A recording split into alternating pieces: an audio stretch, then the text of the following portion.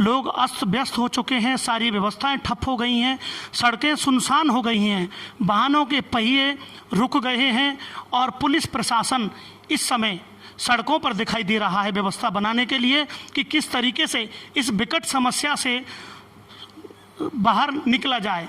इसके लिए हम बात करते हैं करौली के जिला कलेक्टर डॉक्टर मोहनलाल यादव जी से कि क्या कुछ व्यवस्था है करौली में। इसी के बाद हम बात करते हैं डॉक्टर मोहनलाल जी से। जी सर, क्या व्यवस्था है, क्या कितने आइसोलेशन के आपने वार्ड बनाए हैं, कितने बेड हैं और क्या व्यवस्था है आपकी ओर से?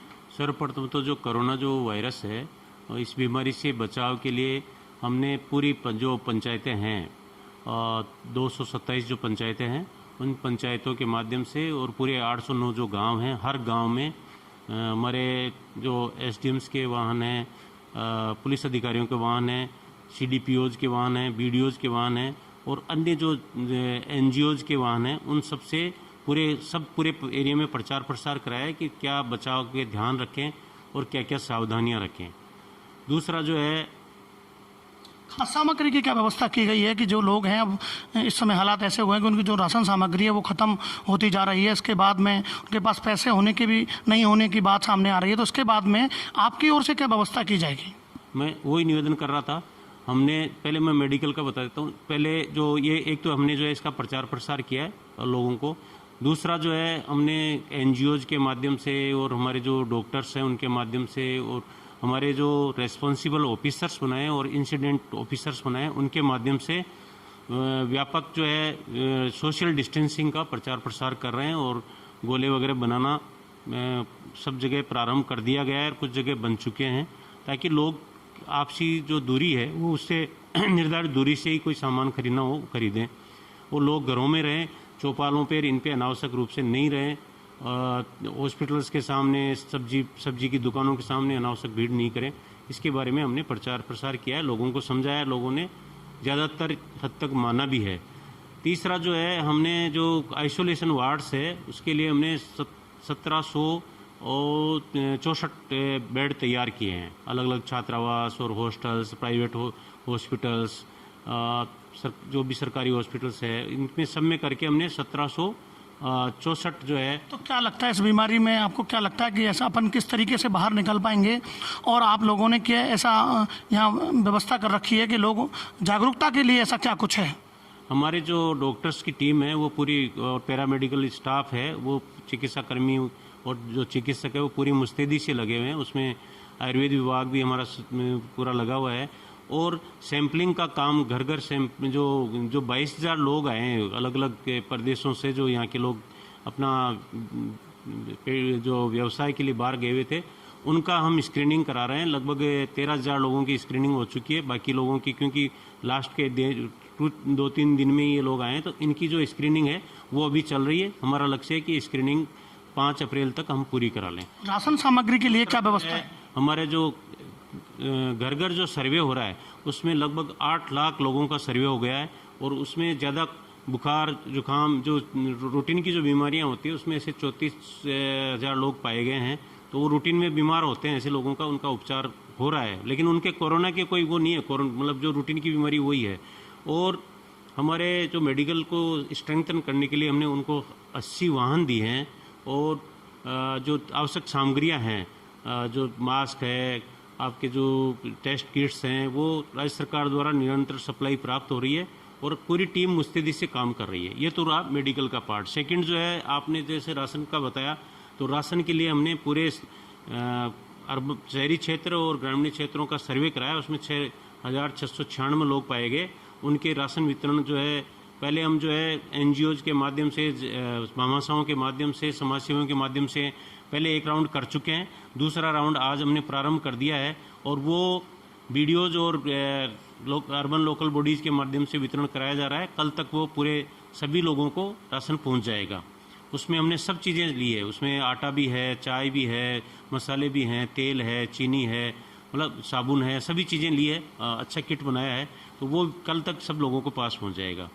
और आगे के लिए जो है हमने मिड डे मील जो है उसमें 20 किलो गेहूं और 5 किलो चावल सेकंड राउंड में, जब 10 दिन पूरे हो जाएंगे तो सेकंड राउंड उसका करेंगे। फिर उसके बाद जब तक और किट हमारी सप्लाई हो जाएगी तो फिर थर्ड राउंड इस किट को रिपीट करेंगे। इस प्रकार से खाद्य व्यवस्था और हमारे जो जन जो सहयोगी हैं, जन सहयोगी हैं, समाज सेवी हैं, उनके माध्यम से भी खाना पका के दिया जा रहा है। उसमें जो केला देवी ट्रस्ट है, मेहंदीपुर ट्रस्ट है, महावीर जी ट्रस्ट है और जो हमारे एनजीओज हैं, कुछ जो समाजसेवी लोग हैं, जैसे करौली में कई बहुत लोग समाजसेवी हैं, वो लोग उपलब्ध करा रहे हैं और उसको हम वितरण कर रहे हैं। और किसी प्रकार से भोजन की कोई प्रॉब्लम नहीं है और सूखी राशन सामग्री की भी किसी जगह कोई समस्या नहीं है। कोरोना से बचाव के लिए लोगों के लिए आपकी ओर से क्या संदेश है कि किस तरीके से लोग रहें, क्या सावधानियां बरतें, इसके लिए क्या है? यही हम बार बार जो है माइक सिस्टम से अनाउंस करा रहे हैं, लोग घरों में रहें, मिनिमम बाहर निकलें। हम जो है आटे की, दाल की, जो आम आदमी के लिए जो सर्विसें अलग हैं, जो आम आदमी हैं उनके लिए डोर टू डोर जो है आटा, जो भी सारी खाद्य सामग्री वो सप्लाई कर रहे हैं। सब्जियों का वो भी पूरा वार्डों में बांट के वहाँ भी सप्लाई की जा रही है।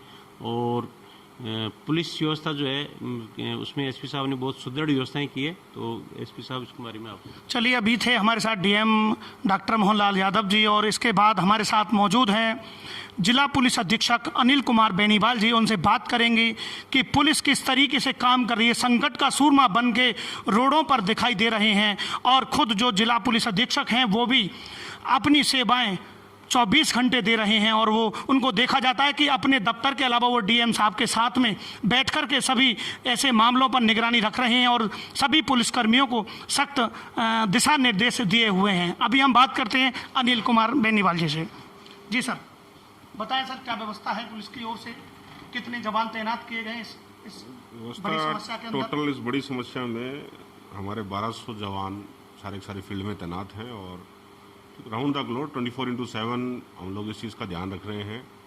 दूसरा, जो भी बाहर से आए हुए वर्कर्स हैं उनकी रिपोर्टिंग हमारे पास आ रही है और उनको जो आइसोलेशन, जो हमने क्वारंटाइन सेपरेट बनाया हुआ है, उसके अंदर हम लोग उनको रख रहे हैं। और पुलिस पूरी तरह से और मुस्तैदी से काम कर रही है। बाकी सभी थानों में भी ये निर्देशित किया गया है कि जहाँ भी उनके पास कोई भी सूचना आती है, कोई भी आदमी जिसको खाने की दिक्कत है उसको तुरंत खाना, अगर पुलिस के पास ऐसी कोई आती है सूचना तो वो उस पुलिस अधिकारी का, हमने उसके ऊपर वो डाली है अपने जिम्मेदारी कि वो इस चीज़ को, कोई भी ऐसी सूचना अगर आ रही है कि साहब फलानी जगह फलाना आदमी भूखा है तो उसको तुरंत भोजन की व्यवस्था भी करें।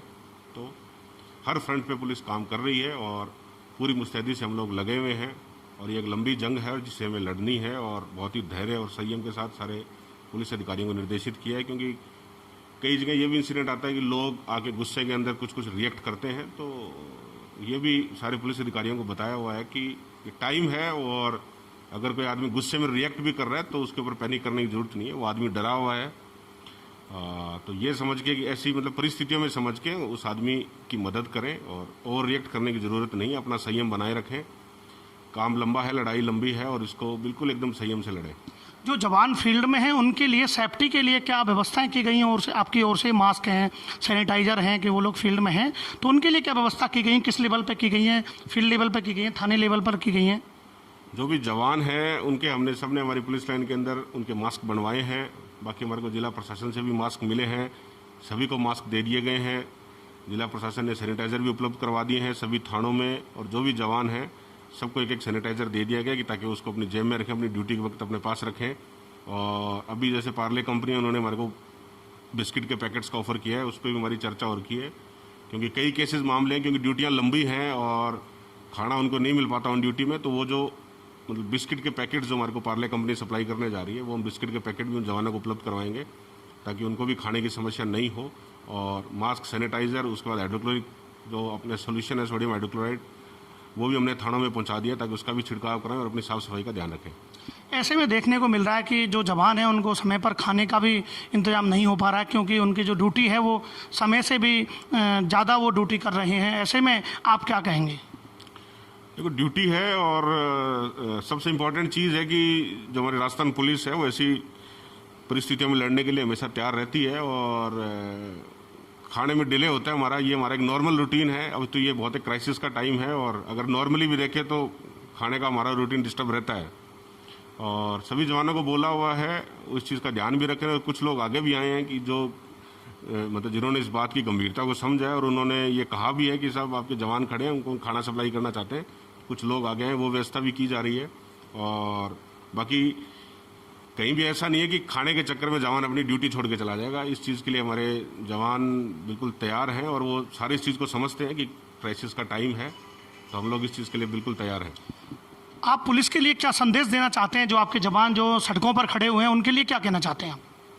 जो मेरे जवान सड़कों पे खड़े हैं, जैसे कि मैं बार बार कहता हूं कि ये एक टाइम है जब अपने मतलब पुलिस को लोगों को ये मतलब लोगों के दिमाग में जो पुलिस के खिलाफ एक परसेप्शन रहता है जनरली, और ये एक टाइम है लोगों को प्रूव करने का कि जो आप सोचते हो पुलिस वैसी नहीं है। और बार बार मैंने कहा है कि पुलिस का भी आर्मी की तरह सम्मान होना चाहिए।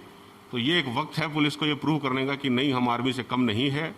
24 घंटे हम लोग काम करते हैं और सब अपने परिवार को पीछे छोड़कर अपने देश की सेवा के लिए खड़े हैं। बिल्कुल संयम और धैर्य से अपनी ड्यूटी करें, कहीं भी घबराने की जरूरत नहीं है। मैं जिला पुलिस अधीक्षक और अभी 2 दिन पहले हमारे डीजी साहब की वीसी भी हुई थी, सारा पुलिस महकमा उनके पीछे खड़ा है, उनकी हर चीज़ का ध्यान रखा जाएगा। और जो भी पुलिस वाले हैं उनकी कोई फैमिली इश्यूज़ आ रहे हैं उसके लिए भी हमने कंट्रोल रूम बनाया हुआ है, यहाँ भी कंट्रोल रूम बना हुआ है और PHQ में भी कंट्रोल रूम बना हुआ है। उनकी कोई प्रॉब्लम्स हैं तो उस पर दर्ज हो रही है और उसके ऊपर भी कार्रवाई की जा रही है। ऐसे में लोगों के लिए क्या संदेश देना चाहते हैं आप, जो लोग हैं और पुलिस के और लोगों के बीच में, तो आप जो आम जन हैं उनके लिए आप पुलिस की ओर से क्या संदेश देना चाहते हैं? आम जन को मैं एक ही बात कहना चाहूँगा कि आप लोग अपने घर में रहें। जो सेफ्टी की गाइडलाइंस बार बार जारी हुई हैं उनकी आप पालना करें, अनावश्यक घर से बाहर ना निकलें। बहुत सारे लोग बाहर निकलते हैं, उनके दिमाग में पैनिक है। मैं उनको बता देना चाहता हूँ कि खाने की करौली ज़िले में कोई समस्या नहीं है, खूब राशन हमारे पास पड़ा है। और जो भी कोई ऐसी कॉल आएगी कि खाने की समस्या है उसकी डोर टू डोर हम लोग डिलीवरी करेंगे। सब्जी जैसी चीज़ है तो सब्जी कोई बहुत इंपॉर्टेंट चीज़ नहीं है, इसको लोग ज़्यादा सीरियसली ना लें, अपने घर में रहें। पुरानी चीज़ें जो घरों में खाया करते थे, सब्जी अब पिछले 10-15 साल में आई है प्रचलन में, उन चीज़ों का आप लोग उपयोग करें, अपने घर में रहें। घर में रहोगे तो सब सेफ। अगर घर से बाहर निकलोगे तो ही आप कोरोना अपने घर में लेके जाओगे। अगर आप घर में रहोगे तो आप बिल्कुल सेफ हो, बिल्कुल सुरक्षित हो। आपको ना आपको मास्क की ज़रूरत है घर में, ना आपको सैनिटाइजर की ज़रूरत है। इस चीज़ का आप लोग ध्यान रखें और पुलिस और प्रशासन की मदद करें। हम लोग आपके लिए सड़कों पे हैं, आप इस बात को समझें। ये थे हमारे साथ SP अनिल कुमार बेनीवाल। उन्होंने कहा है कि ये समय आया है लोगों को दिखाने का कि वाकई में पुलिस और पुलिस के जवान जो क्या होते हैं। तो ये समय आया है, इससे लोगों को बताया जा रहा है कि पुलिस आर्मी से कम नहीं है और आम आदमी पुलिस का सम्मान करना सीखे और पुलिस भी आम आदमी के लिए तैयार खड़ी हुई है। कैमरा पर्सन रघुराज शर्मा के साथ पुष्पेंद्र लवानिया, इंडिया न्यूज़, करौली।